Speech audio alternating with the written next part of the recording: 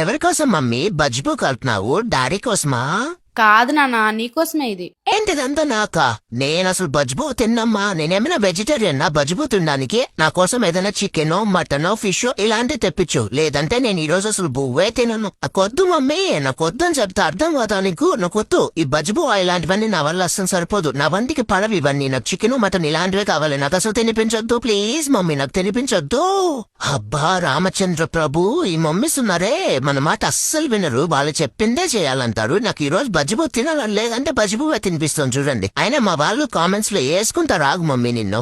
Force feeding మంచిది కాదని మీరే కామెంట్ చేసి చెప్పండి గైస్. అది చూసిన తర్వాతనే మా మమ్మీకి బుద్ధి వస్తుంది. కామెంట్స్ లో నన్ను కాదు నాన్న బంగారం, నిన్నే తిడతారు. ఎందుకంటే మార్నింగ్ నుంచి ఏం తినలేదు కదా, అందుకే నేను ఇప్పుడు తినిపిస్తున్నాను. అవును తెలియలేదు, ఎందుకంటే చికెన్ పెట్టలేదు. చికెన్ ఎందుకు పెట్టలేదు? చికెన్ పెడితే నేను ఆ మామని తినేస్తాను కదా.